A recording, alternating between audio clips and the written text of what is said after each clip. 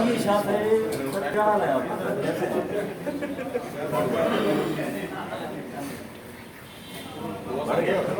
answer भाई ਤੁਸੀਂ ਆਓ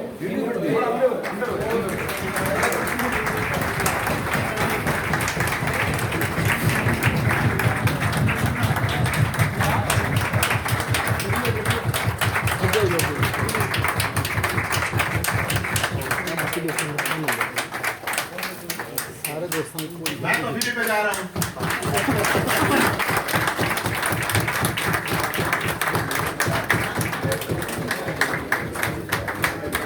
तमाम दोस्तों को शामिल इधर आइए बैठे सीट रखे सब